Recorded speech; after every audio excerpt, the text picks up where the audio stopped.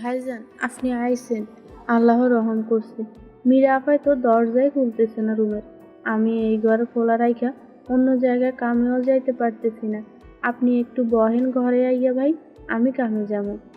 Ocean চিন্তিত কণ্ঠে জিজ্ঞেস করলো। মীরা এখনো রুমের দরজা খোলেনি? না ভাইজান, আপায় মনে হয় ঘুমায়। প্রভা চলে যায়। ওশান ফ্ল্যাটে প্রবেশ করে তড়িঘড়ি করে দরজা আটকে ছুটল মীরার রুমের দিকে। দরজায় করাঘাত করে মীরার নাম ধরে ডাকলো সে কয়েকবার। ওপাশ হতে কোনো সাড়া এলো না। অস্থিরতা ক্রমাগত বেড়ে চলল তার। সিদ্ধান্ত নিল দরজা কোনোভাবে খুলতে হবে। খুঁজে খুঁজে ফাইলের উপরিভাগ ছোট্ট টুকরো করে আনলো ওশান। নবের ভিতর প্রবেশ করিয়ে মোচড় দিতে লক খুলে গেল দরজার। তস্ত পায়ে ভেতরে প্রবেশ করে আশেপাশে দেখলো। শেষে নজর এলো বাথরুমে খোলা দরজা।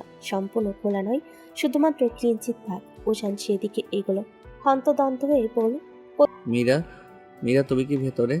প্রত্যুত্তর আসলো না। ছটফট করলো ওশান। কিছু তো একটা হয়েছে নিশ্চিত, কিন্তু এভাবে বাথরুমে প্রবেশ করবে?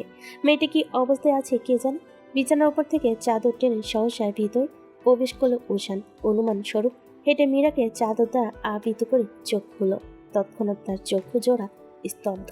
মীরা ফ্যাকাশে হয়ে যাওয়া মুখশ্রী সাদা হয়ে আসছে। নীলচে ঠোঁট, পোশাক সিক্ত হয়ে চুপসে। সিক্ত দেহ তার মাত্র অতিরিক্ত শীতল। ওশানের শ্বাস রুখে আসলো। স্বাভাবিক মানুষের তুলনায় মীরার দেহ একটু বেশি ঠান্ডা হয়ে রয়েছে। মেয়েটা আছে তো বেঁচে? মীরার পালস পরীক্ষা করলো। মীরার পালস পরীক্ষা করে ওশান নিম্ন কণ্ঠে শুধালো। এমনটা কেন হলো মীরা? উজান রেজওয়ান, রাইট? রিন্নি নিয়ে মিষ্টি একটা কণ্ঠ। উজানের ধ্যান কাটল কঠোরভাবে। গুরুত্বপূর্ণ আলাপ সেরে সে দৃষ্টিপাত ফেল সম্মুখে। বয়স 18 কি 19 হবে। অতিরিক্ত পরিমাণে ফর্সা, ভীষণ সুন্দর দেখতে এক মানবী তার সামনে দাঁড়িয়ে। উজান এগোতে নিলে সে চটপট পায়ে এগিয়ে আসলো। মৃদু কণ্ঠে পড়ল।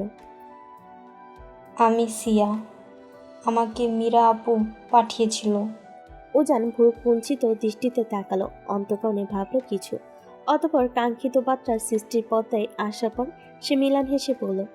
ও হ্যাঁ, বসুন প্লিজ। মীরা আমাকে বলেছিল আপনার কথা পরশুদিন ফোন করে। তো বলুন, আপনার কি হেল্প করতে পারি? সিয়া ওজানের পাশে বসলো। ওজান তার হাতের ইশারায় উপস্থিত দুজন পুলিশ অফিসারকে চলে যেতে আদেশ দিতে তারা বিদায় জানিয়ে প্রস্থান করল সেখান হতে। কাঁধে বহমান ব্যাগটা কোলে নিয়ে সেখান থেকে গুরুত্বপূর্ণ কিছু কাগজ বের করলো সে। পরিশেষে ওজানকে উদ্দেশ্য করে বলল। আমার ইউনিভার্সিটি থেকে কিছু দূরে একটা কলেজ আছে, গার্লস কলেজ। ওখানকার পরিবেশটা অতটা উন্নত না বলতে পারেন। সেখানে প্রায় কয়েকটা ছেলে দাঁড়িয়ে কলেজের মেয়েদের উত্ত্যক্ত করে। দেখা যায় মাঝে মাঝে খারাপভাবে স্পর্শ করে ফেলে। ছেলেগুলা দাপট আছে সেখানকার এলাকায়। বলতে গেলে কুখ্যাত সন্ত্রাসী দলের অন্তর্ভুক্ত, যার কারণে ভয়ে কেউ ওদের বিরুদ্ধে অভিযোগ করতে পারে না। আমি ওই কলেজে একটা মেয়েকে পড়াই। ও আমাকে আজ বলল, এলাকার নিম্নতর তো, তাই কেউ সাহস পাচ্ছে না তাদের বিরুদ্ধে কিছু বলার। তাই আমি যাচ্ছি ওদের বিরুদ্ধে স্টেপ নিতে। যথেষ্ট প্রমাণ আছে। এই যে কাগজগুলো দেখুন। ওজান হাত বাড়িয়ে কাগজগুলো হাতে নিল। তার দৃষ্টিপাত এখন সম্পূর্ণ কাগজগুলোর মাঝে। প্রতি পৃষ্ঠা উল্টে পাল্টে দেখা শেষে সে মাথা তুলে মিষ্টি হেসে বলল। আপনার কাজ বেশ প্রশংসনীয়, মিস সিয়া। এই ইনফরমেশনটুকু প্রদান করার জন্য থ্যাঙ্কস। ধন্যবাদ দিবেন না স্যার, এটা আমার দায়িত্ব ছিল। কোনো হেল্প লাগলে বলবেন। ইশারায় সায় জানিয়ে ওজান আরেকবার পূর্ণ দৃষ্টি ফেলে কাগজের প্রতি। সিয়া তীক্ষ্ণ চাহনি নিক্ষেপ করলো সম্মুখে। খুঁটিয়ে খুঁটিয়ে ওজানের মুখশ্রী কিছু খোঁজার প্রয়াস চালালো। শেষে কৌতূহলী কণ্ঠে বলল। আপনার গায়ের রংটা কিন্তু খুব সুন্দর। ওজান অপ্রতিভ দৃষ্টিতে তাকালো। হঠাৎ নিজের সম্পর্কে এমন মন্তব্য পেয়ে একটু ভরকে গিয়েছে সিয়া। সিয়া নিজেও একটু লজ্জা পেল। হুট করে এমন মতবাদ পেশ করার মানে আছে। সে কি করলো এটা? উপহাস করছেন মিস? আমার গায়ের রংটা কিন্তু সকলের অপছন্দের তালিকায়। সিয়া নড়েচড়ে বসলো। উজানের প্রতি উত্তর শ্রবণ করার পর চটপটে কণ্ঠে বলল, অবশ্যই না, কালো একটা সুন্দর রং, আমার পছন্দের খুব। আর আমার কাছে মনে হয় কালো ব্যক্তিরা পৃথিবীর সব থেকে সুন্দরতম ব্যক্তি, কারণ তাদের চেহারা আল্লাহ তাআলা বিশেষ মায়ার প্রলেপ দিয়ে তৈরি করেছে। উজান আর কোনো কথা বলল না। সিয়াও নিশ্চুপ। সিয়ার উত্তরে মুগ্ধ হলেও কিছু বলার মতো পেল না বলে উজান মৌন রইল। এদিকে সিয়ার অবস্থা বেহাল। সে ধরে নিল লোকটা হয়তো তার কথাই কষ্ট পেয়েছে, তাই আর কথা বলছে না। ফুপিয়ে উঠে চুপ করে রইল সে। উজানের খারাপ লেগেছে। এই ব্যাপারটা তাকে এত কষ্ট দিচ্ছে কেন? Is she alright doctor? বিচলিত শোনালো মানবের কণ্ঠস্বর। রাহি মীরাকে চেক আপ করা রেখে নত দৃষ্টি উপরে তুলে জবাব দিল, হুম, বলা যায়। তবে আগামী কিছুদিন ওনাকে বেড রেস্টে থাকতে হবে স্যার। একাই তো কিছুদিন আগে এত বড় ধকল পার করলো, এখন আবার এই অবস্থা। রেস্ট করলেই ঠিক হয়ে যাবে। শরীরের তাপমাত্রা অনেকটাই কমে গিয়েছিল, তাই সেন্সলেস হয়ে গিয়েছিল। রাতে জ্বর আসতে পারে। ওষুধ লিখে দিচ্ছি, ওগুলো খাইয়ে দিবেন, তাহলে আর জ্বর আসার সম্ভাবনা থাকবে না। স্বস্তি তপ্ত শ্বাস ছাড়ল ওশান। বুকের উপর থেকে বিশাল এক পাথর নেমে গিয়েছে। শান্তি লাগছে একটু একটু। তাই ওষুধ লিখে দিয়ে ওশানকে কিছু নির্দেশনা সম্পর্কে ধারণা এবং যথার্থ ব্যাখ্যা দিয়ে চলে যায়। হাতের প্রেসক্রিপশন সাময়িক সময়ের জন্য পাশে ফেলে ওশান এগোয় মীরার নিকটবর্তী। রুহিকে ফোন দিয়েছে সে। রুহি আসলেই ওষুধ আনতে যাবে। মীরার বিছানার পাশে লাগোয়া সোফা। ওশান সোফায় গিয়ে বসলো। হাত বাড়িয়ে দিয়ে মীরার মুখে পড়ে থাকা চুলগুলো নরম হাতে কানে পিঠে গুঁজে দিল। মীরা তখন কাঁপছে। ভয়ঙ্কর কাঁপুনি দিচ্ছে তার সর্বাঙ্গ। দুইটা ব্ল্যাঙ্কেট দিয়েও কাঁপুনি থামানো যায়নি তার। রাহি বলেছে এটা স্বাভাবিক। আপাতত এই কাঁপুনি মানবদেহের উষ্ণতার মাধ্যমে থামানো প্রয়োজন ছিল, কিন্তু সমস্যা হচ্ছে মীরা অবিবাহিত, তাই এই উপায় আপাতত বিফলে গেছে। মীরা কাঁপা অবস্থায় কিছু বিড়বিড় করে বলছিল। কৌতূহলবশত ওশান কান পাতে শ্রবণ করার স্বার্থে মেয়েটা কি বলছে। মীরার অস্থর নিকট মুখ এগোতে মীরা পাশ ফিরে সজোরে এক থাপ্পড় মারল। বিকট এক শব্দ হয়ে আবারও নীরব কক্ষের মাঝে। ওশান তখন স্তব্ধ। মীরা ঘুমে বিভোর। ওশানের বুঝতে বেগ পেতে হয়নি মীরা মাত্র করা কর্মটি তন্দা করে করেছে। মেয়েটির ঘুমোলে দিন দুনিয়ার প্রতি খেয়াল থাকে না। ওশান বিড়বিড়িয়ে বলল, কি ডেঞ্জারাস মেয়ে, মাই গড। ঘুমের ঘোরে খুন করলেও তো মনে হয় ঘুম ভাঙবে না। ওশান উঠে যেতে নিলে মীরা তার বাহু আঁকড়ে ধরে। বাহুতে নিজের মুখ ঘুষে আবারও গভীর ঘুমে মগ্ন হয়। হাত ছাড়িয়ে চলে যেতে নিত থেমে যায় সে। সন্তর্পণে নিঃশব্দে বিছানায় বসে। গভীর দৃষ্টিপাতে মীরাকে পর্যবেক্ষণ করার একসময় হুট করে মোহে থাকাকালীন আলতো করে নিজের ওষ্ঠাধরে স্পর্শ আঁকে মীরার ললাটে। অতঃপর হাত ছাড়ি লম্বা পা ফেলে প্রস্থান করে কক্ষ থেকে। এখানে থাকলে নিশ্চিত কোনো অনর্থ ঘটে যাবে তার আশকারায়। মানুষের জীবন অতি ক্ষুদ্র পরিসরের। এই ক্ষুদ্র জীবনের বেশ কিছু মানুষ আছে যাদের আমরা নিজ অন্তঃকরণে একদম পাকাপোক্তভাবে বসিয়ে ফেলি, যাতে পরবর্তীতে অন্তঃকরণ থেকে মুছে ফেলতে ভীষণ কষ্ট বহন করতে হয়। সেই মানুষগুলোকে অন্তঃস্থল হতে সরিয়ে ফেলার সময় যে নিদারুণ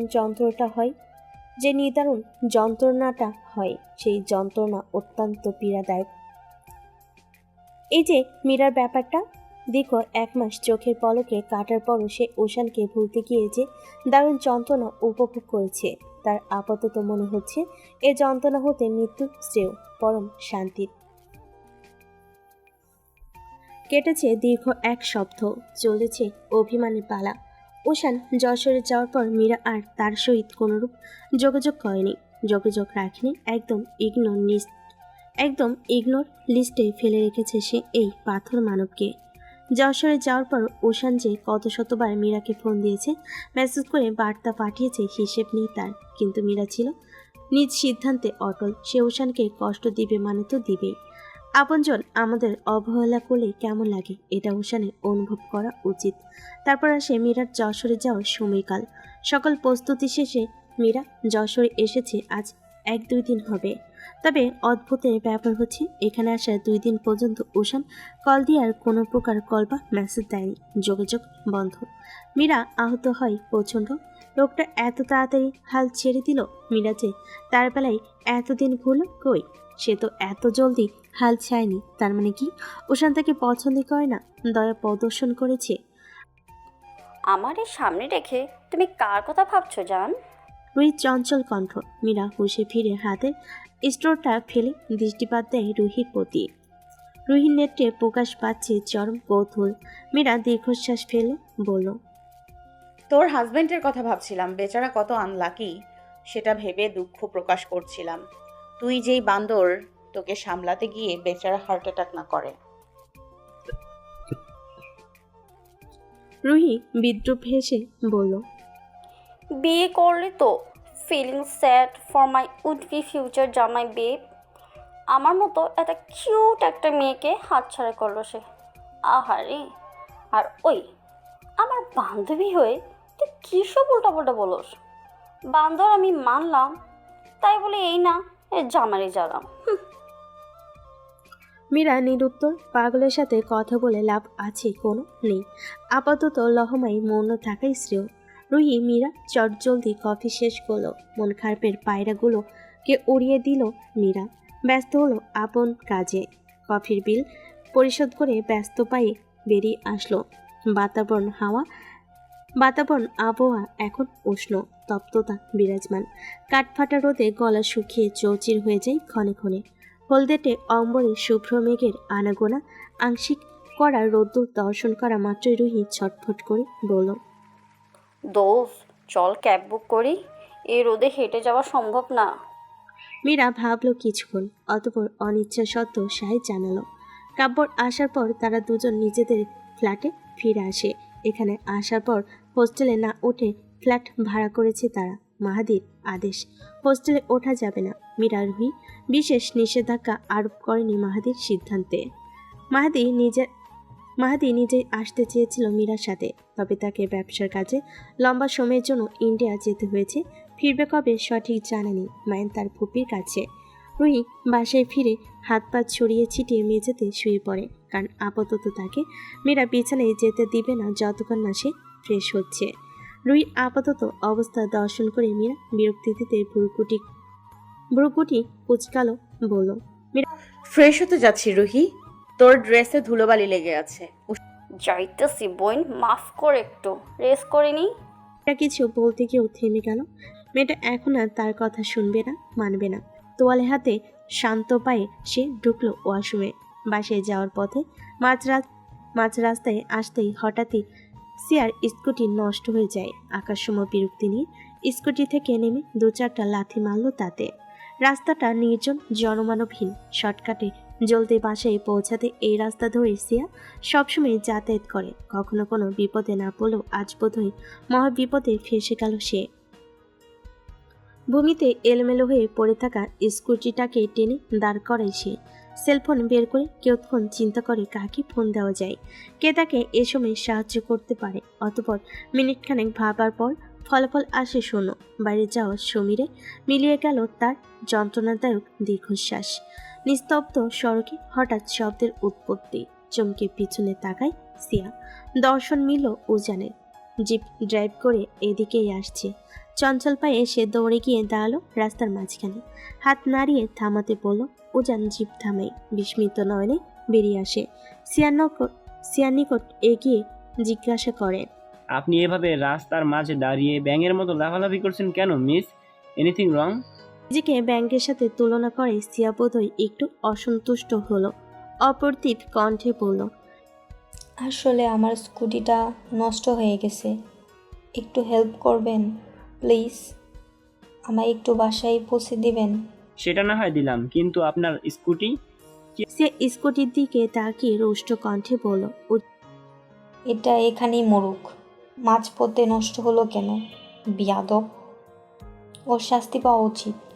চলুন আমরা যাই। উজান একটুখানি ভরকালো। সিয়ার উদ্ভট কথা শুনে মনে মনে হাসলো কতক্ষণ। শেষে তারা রওনা দেয় নিজস্ব গন্তব্যে। নিজেদের বাসায় আসার পর নেমে যায় সিয়া। উজানকে ছোট্ট করে ধন্যবাদ দিয়ে কৃতজ্ঞতা প্রকাশ করে। বাসার ভিতর ঢুকতে ঢুকতে তার ফোনে কল আসলো। কল দেওয়া ব্যক্তির নাম দেখে সে বুঝি আরও একবার অপ্রতিভ হলো। রিসিভ করলো। সেকেন্ড 2 পর জিজ্ঞেস করলো। Good morning sir. ওপাশ থেকে জবাব পেল ভারী কর্কশ কণ্ঠে। পীড়িতের আলাপ ছাড়ো সিয়া, যা বলছি মনোযোগ দিয়ে শোনো। সরি স্যার, বলুন স্যার। সব ইনফরমেশন কালেক্ট করার পর উজানকে তুমি মেরে ফেলবে। এটা তোমার আপাতত ট্রাক্স। ফারদিনকে কিছু করার দরকার নেই। উজানের প্ল্যান সম্পর্কে জানার চেষ্টা করবে।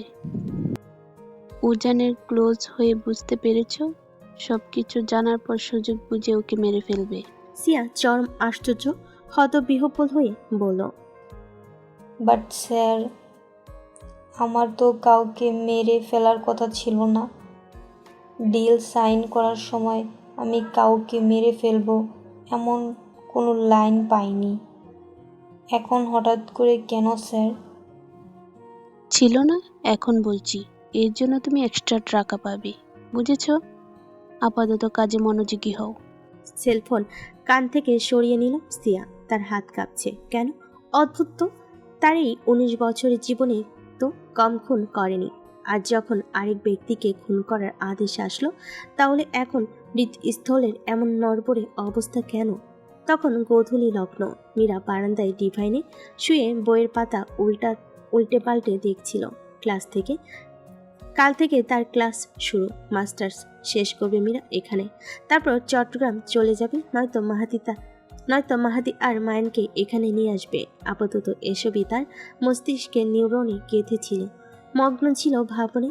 হঠাৎ তীব্র হর্নের শব্দে তার ধ্যান ফিরল। হকচকে উঠে বসে বইয়ের পাকে দৃষ্টি ফেলতে তার নেত্রযুগল বড়সড় হয়ে এলো। ওষ্ঠাধর প্রসারিত হয়ে অস্পষ্ট স্বরে বেরিয়ে এলো একটা শব্দ। শান, কি হুড়মুড়িয়ে রেলিং ধরে ঝুঁকল মীরা। ওশানের রুষ্ট চাউনি তার অন্তঃস্থল কাঁপিয়ে তুলছে ক্ষণে ক্ষণে। কি আশ্চর্য, লোকটা এত রেগে আছে কেন? আর ওশানই বা এখানে কিভাবে এলো? তার তো ট্রেনিং ক্যাম্পে থাকার কথা। মীরা মুখ ফুটে কিছু বলবে, তার পূর্বেই ওশান ইশারায় মীরাকে নিচে আসতে আদেশ দেয়। মীরা ভাবল একবার যাবে না সে।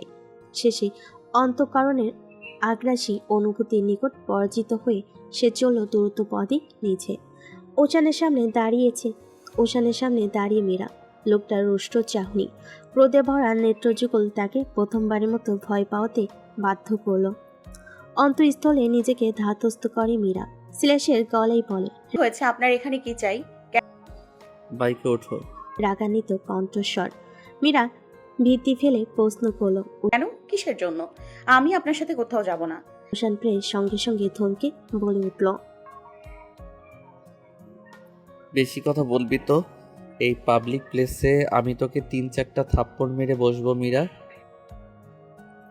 মীরার বাদ জাগলো না। নম্র পায়ে এগিয়ে উঠে বসলো। ওশান দ্রুত পদে এসে বাইকে বসে দ্বিগুণ গতিতে বাইক চালানো শুরু করে।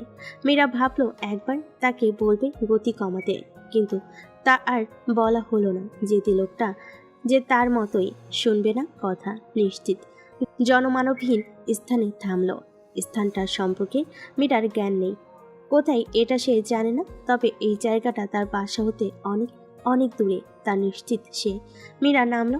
আশপাশটা তীর্যক চাহনিতে পর্যবেক্ষণ করে উশানকে উদ্দেশ্য করে প্রশ্ন ছুড়ল, এখানে কেন এনেছেন? জনমানবহীন পাথর মানবটা হেলমেট খুলে নির্দিষ্ট স্থানে রেখে সামনে এগোলো। সামনে যাওয়ার পথে মীরার হাত টেনে ধরল, অতপর তাকে এক প্রকার টানতে টানতে নিজের সঙ্গে নিয়ে চলো। মাঝে মীরা তার হাতে খামচি দিয়েছে, থাপ্পড় দিয়েছে, কিলঘুষি দিয়েছে। লোকটা তবুও তার হাত ছাড়ে। শেষে কাঙ্ক্ষিত স্থানে নিয়ে গিয়ে মীরার কোমর চেপে মীরাকে ব্রিজের উপর বসিয়ে দিল। মীরা আটকে উঠে বলল, কি করছেন? আল্লাহ, পড়ে যাব তো। ওশান মীরার কোমরের পিছন দুহাত আড়াআড়িভাবে আবদ্ধ করে নিয়ে মীরার কোলে মাথা রাখলো। অতপর অতি নম্র কণ্ঠে শুধালো, করবে না, আমি আছি না। শীতল এক অনুভূতি মীরাকে স্পর্শ করলো তুলতুল করে। ওশানকে এখন অনেকটা নম্র শান্ত দেখাচ্ছে, যেমনটা তাকে সবসময় দেখায়। শান্তশিষ্ট লোকটার হঠাৎ রেগে যাওয়াতে মীরা ভীষণ ভরকে গিয়েছিল অনেকটা। কিয়ৎক্ষণ নীরবতা পালন, তারপর মিষ্টির সমীরে সাই সাই করে চলাচল। গোধূলির রাঙ্গা আলো সামনে স্বচ্ছ নীল পানিতে আশ্রে পড়ে, নিদারুণ সৌন্দর্যের প্রলেপ এঁকেছে। ঘোত্তর মমতা ভেঙে ওশান বলে উঠল, এতদিন তোমাকে ফোন দিচ্ছি আমি, ফোন কেন রিসিভ করোনি? তুমি ইগনোর কেন করছো? তুমি কি আমাকে মেনে নিতে পারছো না? তাহলে বলো, আমি তোমাকে জোর করে নিজের কাছে রাখবো না। এক একটা মানুষের স্বাধীনতা আছে নিজের মতো করে চলার। জলদি উত্তর দাও, তুমি কি আমাকে অ্যাকসেপ্ট করবে না বলে সিদ্ধান্ত নিয়েছো? তুমি যা সিদ্ধান্ত নিবে আমি তাতে সায় জানাবো। ওশানের কণ্ঠে ধরে এলো। শব্দগুলো বিষাক্ত বেশ, নয়তো কণ্ঠনালী দ্বারা উচ্চারণ করতে তার এত কষ্ট হলো কেন? মীরা নিশ্চুপ। ওশান মাথা তুলে ফিসেল হেসে বলে, মৌনতা সম্মতির লক্ষণ। চলে যাচ্ছি তাহলে। নিস্তব্ধ শব্দহীন স্থানটাই ছোটখাটো বিস্ফোরণ ঘটল। মীরা হঠাৎ রেলিং হতে ঝাঁপ দিয়ে ওশানের বুকে মাথা দিয়ে হু হু করে কেঁদে উঠল। নিজেকে আর তার পক্ষে সামলানো সম্ভব হয়নি। ক্রন্দনরত কণ্ঠে বলল, আপনাকে ইগনোর করে বুঝি আমি শান্তিতে ছিলাম? কতটা কষ্টে ছিলাম আমি জানেন? আমি আপনাকে ইগনোর করতাম যাতে আমার অতীতে কতটা কষ্ট হয়েছে তা আপনি বুঝতে পারেন। তার জন্য সেদিন তো বড় বড় ভাষণ দিচ্ছিলেন, আমি না মানলে কিডন্যাপ করে তুলে নিয়ে যাবেন, আর আজ এতটুকুতেই হাল ছেড়ে দিচ্ছেন। আপনি নিষ্ঠুর, জঘন্যতম একটা ব্যক্তি উশান। দুহাতে উষ্ণ আলিঙ্গনে মীরাকে আবদ্ধ করল ওশান। তার অধর করে হাসি মিলান হাসি। আসক্তি মাখা কণ্ঠে আচানক বলে উঠল, আমি নিষ্ঠুর, আমি জঘন্য, তুই মায়াবিনী প্রাণদায়িনী। আমি আধারের কলুষিত অন্ধকার, তুই স্বচ্ছ পবিত্র রশ্মি। আমি চাঁদের বুকের কলঙ্ক, তুমি চাঁদের সৌন্দর্যের প্রতিমা। তুমি বিশুদ্ধ প্রণয়ের প্রিয়তম হৃদয়েশ্বরী। ক্যাম্পে ফিরবেন না? রাত অনেক হচ্ছে। মীরার মিহি কণ্ঠস্বর। ওশান জবাব দিল না, বরঞ্চ আরেকটু নিবিড়ভাবে মীরাকে বক্ষস্থলের সাথে চেপে ধরল। মীরা ধরে নিল। এবার তার হাড়গোড় সব ভেঙে চুরমার হবে। সে শ্বাস নিতে কষ্ট হচ্ছে তার, তবুও মুখ ফুটে বলল না ওশানকে সরে যেতে। ওশান তার কাঁধে মাথা রেখে আখি জোড়া বন্ধ করে আছে। ঘন ঘন শ্বাস টেনে তার কেশের সুঘ্রাণ নিচ্ছে। কেশের একগুচ্ছ ওশানের হাতের মুঠোই বন্দি। ক্ষণিকক্ষণ বাদে কণ্ঠের খাদ নামিয়ে ওশান প্রশ্ন করল, এই শ্যাম্পু ইউজ করা চলে? আমিও এই শ্যাম্পু ইউজ করব। তাহলে যখন তোমাকে মিস করব তখন নিজের মাথায় চুল কেটে ঘ্রাণ নিয়ে অ্যাটলিস্ট একটু হলেও অস্থিরতা কমবে। মীরা গলার শব্দকর হাসল। নম্র হাতেই ওশানের মাথায় হাত দিয়ে হাস্যরত অবস্থায় বলল, আপনার মাথায় চুল আছে যে কাটবেন? নাক মুখ কুঁচকে নিল ওশান। আসলেই তো, তার মাথার চুল কোথায় যে কাটবে? তাদের চুল বড় রাখার নিয়ম নেই। একটুখানি চুল বড় হতে নিলেই কেটে ফেলতে হয়। কিয়ৎ সময়ের সুখে থাকার প্রতিক্রিয়াটা বিফলে গেল। ভাবার পর ওশান তপ্ত শ্বাস ছাড়ল। সময় নিয়ে বক্ষস্থলে মিয়ে থাকা মীরাকে দুই হাতে আগলে ধরল। ঘন কাঁধ পর্যন্ত মীরার চুলগুলোকে হাত বুলিয়ে দিতে দিতে বলল, তোমার চুল এত ঘন কিন্তু ছোট কেন মীরা? কেটে ফেলি, ও চুল ভালো লাগে না। কিন্তু আমার যে লম্বা চুল পছন্দ। ভরাট কণ্ঠ। মীরার গা শিরশিরি উঠল। লোকটার আসক্তি মাখা কণ্ঠ এত চমৎকার কেন? শ্রবণ করা মাত্রই যেন হাত পা হিম হয়ে আসে সম্পূর্ণ। শান্ত বক্ষ স্থলে উত্থাল পাত্থাল ঝড় বয়ে যায়। মীরা ঘুরে থাকলো কিয়ৎদশ, অতঃপর বলল, এখন থেকে বড় হলে আর কাটবো না। জবাব আসলো না কোনো। মীরা হাত ঘড়িতে সময় দেখল। তৎক্ষণাৎ আটকে উঠল সে। ছিটকে সরে গেল উষ্ণ আলিঙ্গন হতে। ওশান একটু চমকে যায়, বলে, কি হয়েছে? মীরা ঘড়ি দেখে কাঁদো কাঁদো কণ্ঠে বলল, দেখুন 12টা বেজে গিয়েছে। ওই বিল্ডিংটায় আগে থেকেই বলা ছিল 12টার পর আর প্রবেশ করা যাবে না ভেতরে। স্থির ওষ্ঠাধর প্রসারিত হয়ে হাসি রেখা ফুটে উঠল। মীরা ভুরু কুঁচকে নেয়। লোকটা হাসছে কেন? আশ্চর্য। আপনি হাসছেন কেন? এত রাত কোথায়? আমি যাব। ওশান অধৈর্যকল কোণে হাসি বজায় রেখে ক্ষীণ সুরে বলল, কেন? আমি আছি না, আমার সাথে যাবে? কি পাগল? আপনার ক্যাম্পে গিয়ে আমি কি করব? আর ওখানে আমাকে ঢুকতে দেবে? বোকা মেয়ে, ক্যাম্পে কেন যাব? মীরা ললাটে ভাঁজ ফেলে তীক্ষ্ণ দৃষ্টিতে তাকায়। সে তারই ভুল। যদি একটু খেয়াল রাখতো। তখন বেশ আবেগপ্রবণ হয়ে ওশানকে জড়িয়ে ধরে অনেকক্ষণ কেঁদেছিল। তাদের দুজনের এতটা সময় কেটেছে বাহুডোরে আবদ্ধ হয়ে। সময়ের পরিধি সম্পর্কে খেয়ালই ছিল না। এক অদৃশ্য সম্মোহনী মোহে আটকে ছিল দুজন। মীরা জিজ্ঞেস করল, তবে কোথায় যাব? আর আপনি না ট্রেনিং দিতে এসেছেন? এখানে ক্যাম্পে না ফিরলে সমস্যা হবে না? ওশান উঠে দাঁড়ালো। পকেট থেকে ফোন বের করতে করতে উত্তর দিল, ট্রেনিং দিতে এসেছি, নিতে নামে। আমি ক্যাম্প থেকে বের হতে পারবো। নিয়ম আছে, বসো তুমি। আজ রাতের জন্য থাকার ব্যবস্থা করছি। পূর্ণিমা তখন দ্বিতীয় দিন। বেঞ্চিতে পা গুটিয়ে বসেছিল মীরা। এরপর পা দুটো ভূমি স্পর্শ করালো। চিনচিন করছে। পুরো একসময় একাধারে বসে থাকার কারণে পা দুটো অবশ হয়ে এসেছে। উঠে দাঁড়িয়ে হাঁটাহাঁটি করলো। অদূরে দেখলো ওশান আসছে। সে মীরার নিকট পৌঁছে বলল, চলো। মীরা পাল্টা প্রশ্ন করে চটপট, কোথায় যাব? বেশি প্রশ্ন করো মেয়ে, চলো আগে, গেলেই দেখতে পাবে। বাইকে করে আধা ঘন্টার মাঝখানে বিলাসবহুল এক বাংলোর সামনে এসে থামে বাইক। মীরা তার নেত্রযুগল বড় বড় করে দেখছে সম্মুখ। দর্শন করা শেষে কৌতূহলী কণ্ঠে বলল, এটা কার বাংলো? এখানে কেন এসেছি? ওশান মাথার হেলমেট খুলতে খুলতে প্রতি উত্তর করল, আমার ফ্রেন্ডের। আজ রাতটা এখানে থাকবো। দরজার সামনে দাঁড়িয়ে কলিং বেলে প্রেস করলো না ওশান। দরজার পাশে থাকা টাচ স্ক্রিনে ফটফট কয়েকটা সংখ্যা বসিয়ে দিল। অতঃপর ক্যাচ করে একটা শব্দ প্রতিধ্বনিত হলো। স্ক্রিনে লেখা উঠল, পাসওয়ার্ড ম্যাচড। দরজা খুলে যাওয়ার পরে মীরার হাত নম্রভাবে ধরে ওশান অন্তর্ভাগে প্রবেশ করলো। চারিপাশে আলিশান ভাব। দেখতে কিছুটা রাজ প্রাসাদের মতো লাগলো মীরা নিকট। কেউ দূরে যেতেই একটা 5 বছর বয়সী বাচ্চা ছুটে এলো ওশানের পা জড়িয়ে ধরে চেঁচিয়ে বলল, চাচু ইজ ব্যাক। আলগোছে বাচ্চাটাকে কোলে তুলে তার গালে চুমু খায় ওশান। প্রশ্নচিত্রে জবাব দেয়, yes. How are you Twinkle? Miss me? Miss you Lord চাচু। Where is your papa Twinkle? That in the washroom, he is coming. Twinkle লাফিয়ে ওশানের কোল থেকে নামলো।